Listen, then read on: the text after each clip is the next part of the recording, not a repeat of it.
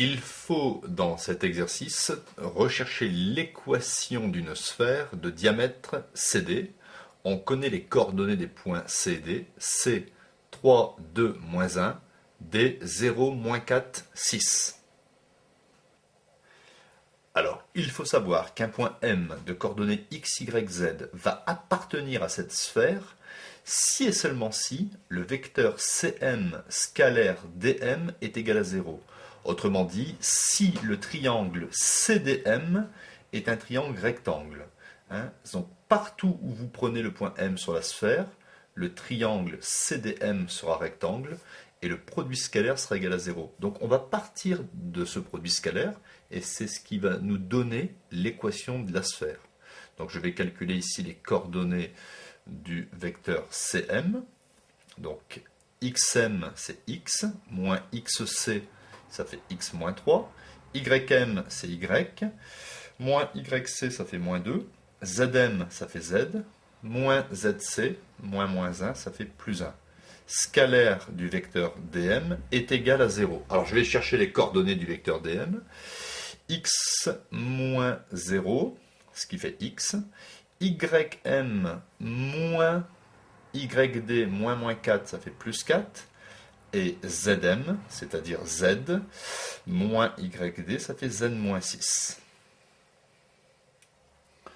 Ensuite, pour calculer le produit scalaire, ce n'est pas très compliqué. Vous faites x fois x moins 3, plus y moins 2 fois y plus 4, plus z plus 1 fois z moins 6. Ça, c'est le produit scalaire. On dit aussi grand x prime, plus grand y prime, plus grand z prime.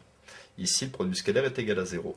Donc ici, je vais développer. X fois x, ça fait x au carré, moins 3x, plus y fois y carré, y fois 4, 4y moins 2y.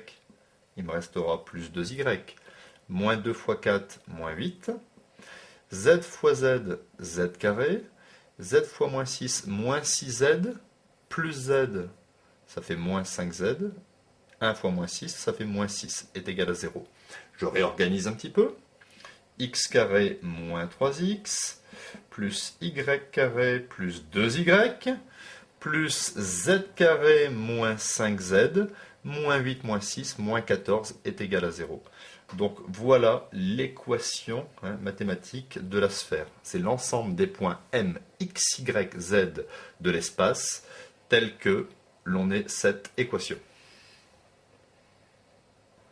Alors une petite remarque, si on vous donne un point n'importe quoi, par exemple h de coordonnées 0, racine de 7 et moins racine de 5, et on vous demande est-ce que h appartient à cette sphère, eh bien vous remplacez ici xh, yh et zh, vous faites le calcul de cette quantité, si ça fait 0, ça veut dire que les coordonnées du point h vérifient l'équation de la sphère et que le point h appartient à la sphère. Si on n'obtient pas 0, c'est que le point h est en dehors de la sphère.